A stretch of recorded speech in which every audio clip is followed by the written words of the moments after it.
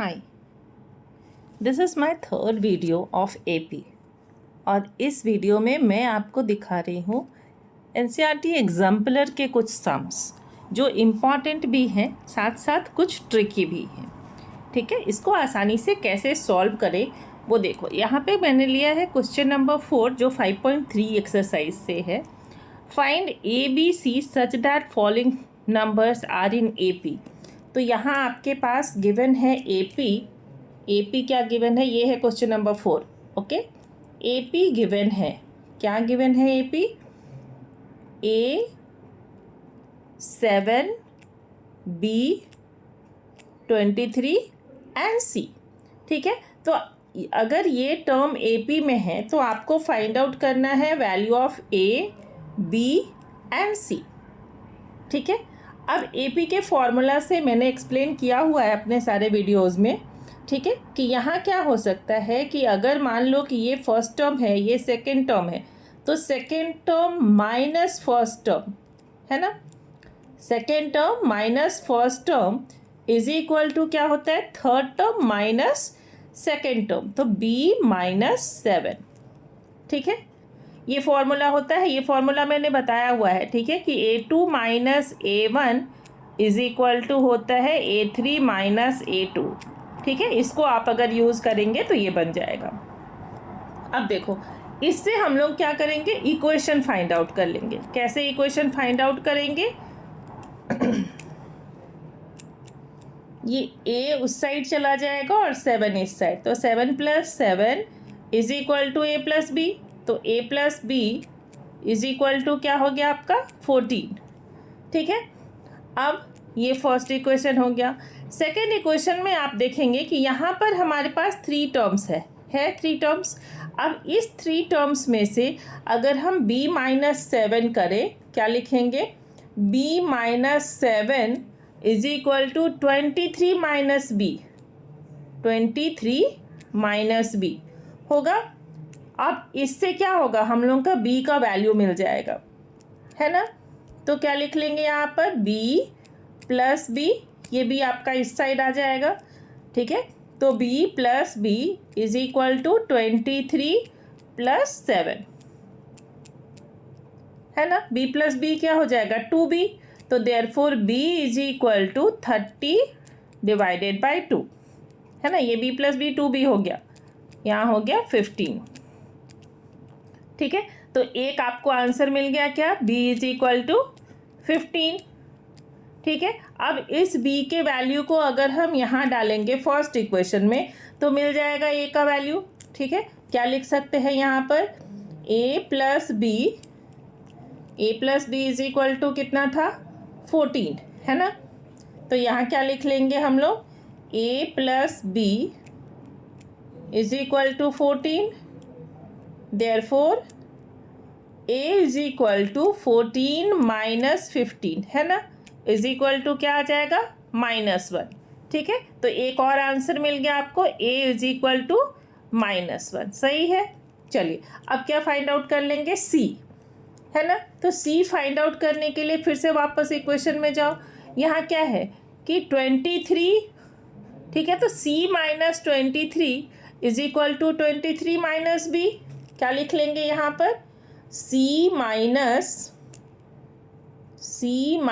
23 is equal to 23 minus b है ना। यहाँ कोई कंफ्यूजन नहीं रखना है, जो भी नंबर है आपका, ठीक है, वहाँ क्या कर लेंगे, एक बार देखो फिर से वापस। ठीक है, यहाँ देखो, ये a1 a2 a3 a4 a5 है ना। तो जब a1 a2 a3 a4 5 होगा तो a4 - a3 is equal to a5 - a4। ठीक है, और यही वैल्यू देता है d का, तो यहाँ d नहीं फाइंड आउट करेंगे, इस तरह से भी हम लोग फाइंड आउट कर सकते हैं। ठीक है, अब इसको फाइंड आउट कर लो।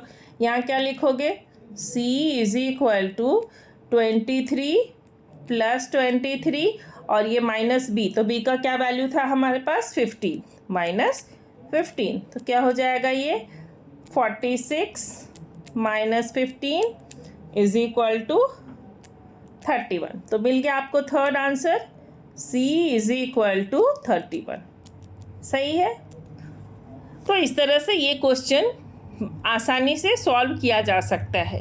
ठीक है, अब आते हैं नेक्स्ट क्वेश्चन। नेक्स्ट क्वेश्चन क्या है आपका कि determine the AP whose fifth term is 19 and the difference of the eighth term from the 13th is 20। इस तरह के क्वेश्चन में क्या करेंगे, पहले इक्वेशन फॉर्म करना सीखेंगे।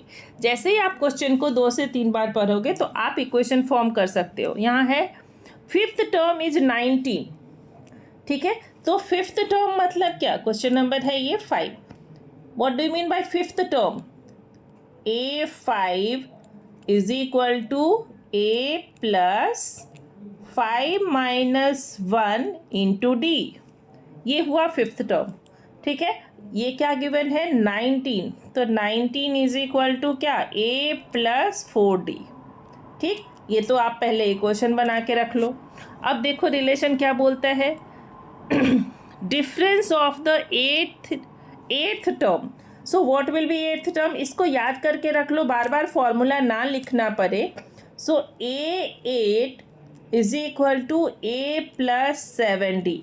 ओके ना, एंड 13th टर्म, तो A13 is equal to A plus 12D।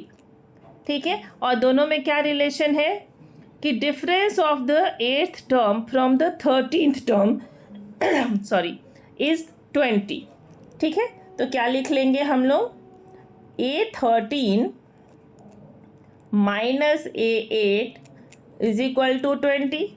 अब वैल्यू पुट कर दो यहाँ पर।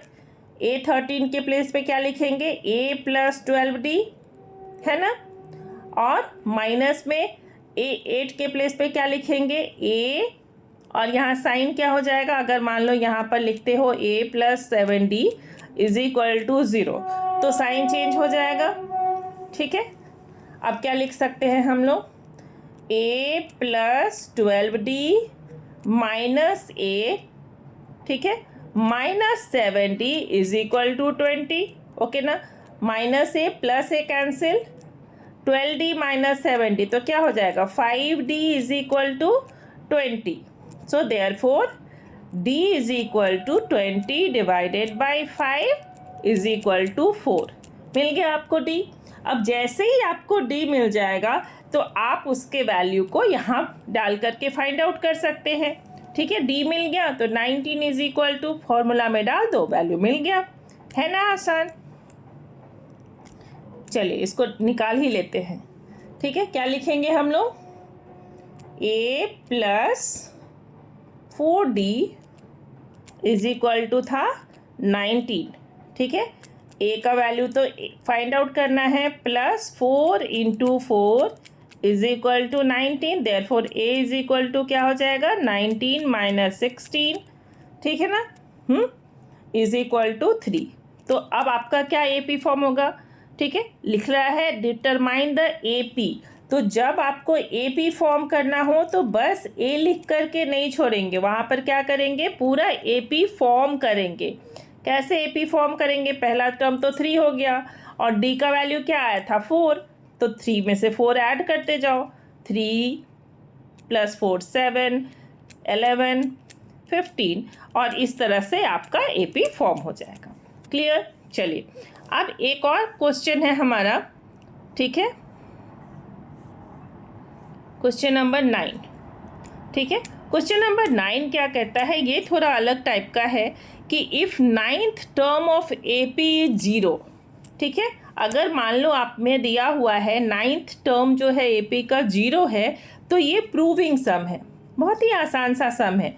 ठीक है, क्वेश्चन देख करके नहीं डरना है, क्वेश्चन को जैसे ही आप 1 से 2 बार रीड करोगे, कंसेप्ट समझ करके रखो, अपने आप क्लियर हो जाएगा। ठीक है, question number 9, if 9th term of AP is 0, अभी बताया था 9th टर्म लिखना हो तो क्या लिखेंगे, A9 is equal to A plus 8D is equal to 0 given है। ठीक है, प्रूव दैट।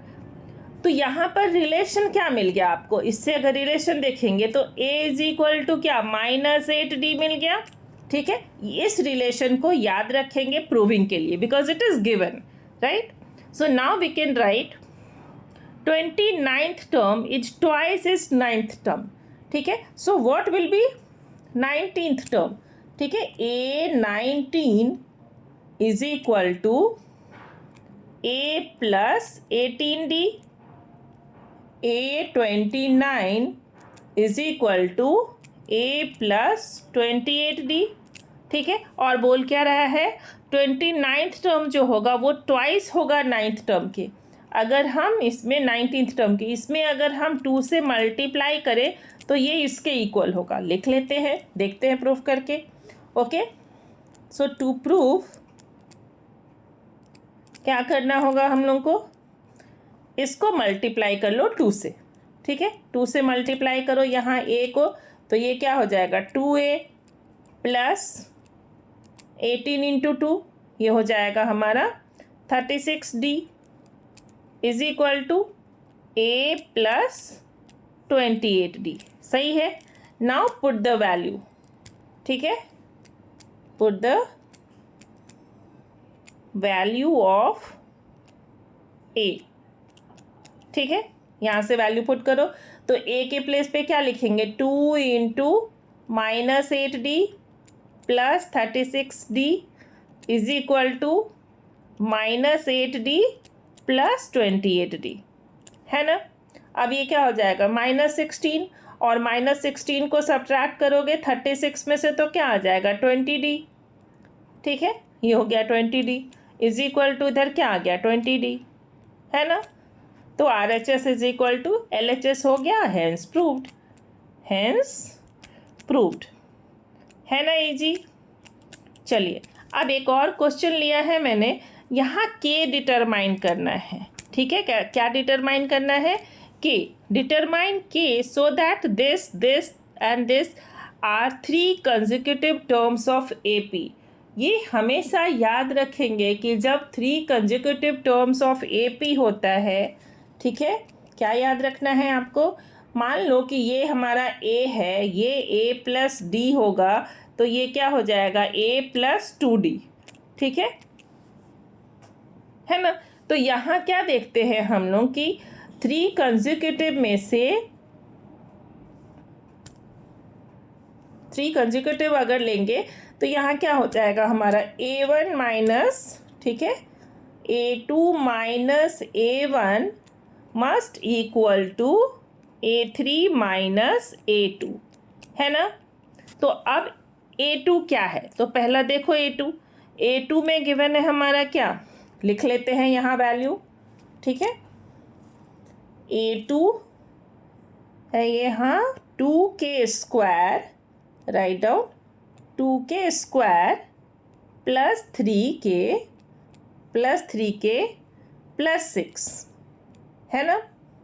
अब इसमें से सब्ट्रैक्ट क्या कर लेते हैं, ये तो A2 हो गया, माइनस क्या कर लोगे A1 क्या है K square plus 4K plus 8. सही है. अब इसको पहले सब्ट्रैक्ट करके रख लो. इज इक्वल टू क्या चाहिए हम लोग को, इज इक्वल टू चाहिए A3 माइनस A2. तो पहले A3 लिखेंगे. A3 क्या है 3K square plus 4K plus 4 minus, ठीक है, A2 वापस से क्या लिखेंगे हम लोग 2K square plus 3K plus 6. सही है. अब इसको सब्ट्रैक्ट कर लेते हैं. चलिए सब्ट्रैक्ट करने के लिए क्या देखेंगे हम लोग, यहाँ है 2K स्क्वायर, ठीक है, माइनस कर लो K स्क्वायर, तो क्या मिलेगा K स्क्वायर मिल जाएगा. ठीक है, यहाँ है प्लस 3K और यहाँ है माइनस 4K, तो यहाँ क्या मिल जाएगा -K. ठीक है, प्लस 6 और प्लस -8, तो यहाँ क्या मिल जाएगा -2. सही है ना. मैंने क्या किया यहाँ पर, एक बार फिर से देखो, 2K स्क्वायर में से K स्क्वायर को माइनस किया तो क्या मिला K स्क्वायर, 3K में से माइनस किया प्लस 4K को तो -K, ठीक है, और +6 में से माइनस किया -8 को तो -2, सही है। चलिए अब यहाँ देख लेते हैं वापस से, 3k² - 2k², तो क्या मिल गया, k², ठीक है, +4k एंड -3k, तो कितना हो गया, +k, क्या हो जाएगा, +k, ठीक है। अब नेक्स्ट क्या है हमारे पास, +4 - 6, ठीक है, तो ये भी हो जाएगा -2, ये मिल गया। अब देखो, अब सबको एक साइड में ले आते हैं, यहाँ पर +k² है, ठीक है, और यहाँ भी +k² है। इस तरह से जब दोनों साइड हो तो कैंसिल कर लेते हैं हम लोग, ठीक है। यहाँ क्या है, -2, और यहाँ क्या है, यस, अगर गिवन है ये -2 और ये -2 तो दोनों को कैंसिल कर दिया, ठीक है। अब आपके पास क्या रह गया, यहाँ रह गया -k and is equal to +k, ठीक। अब इस k को अगर हम लोग उस साइड ले जाएंगे तो यहाँ क्या रहेगा, 0, तो 0 is equal to +k and, ठीक है, +k, तो ये क्या हो जाएगा, 0/2 इज इक्वल टू k, ठीक है। तो इसलिए k का वैल्यू क्या हो जाएगा, 0, k इज इक्वल टू क्या हो जाएगा, 0, ठीक है। तो इस तरह से क्या देखा कि अगर मान लो कोई भी number negative and positive equal है तो वो एक ही केस हो सकता है, वो हो सकता है k इज इक्वल टू 0, ठीक है। इसके साथ साथ आज मैं आपको लास्ट क्वेश्चन एक दे रही हूँ जिसे आप सॉल्व कीजिए, ठीक है, और फिर मुझे आंसर बताइए कि आपका आ रहा है या नहीं आ रहा है। मैं नेक्स्ट क्लास में वो आपको सॉल्व करके दिखाऊंगी, ठीक है। मैं देखती हूँ कि कितने लोग इसमें से सॉल्व कर पाते हैं, ठीक है। ये आपका क्वेश्चन है, how many numbers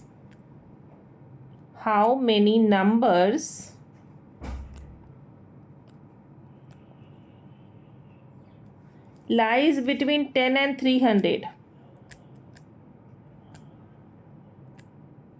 lies between 10 and 300, okay, which when divided by 4, which when divided by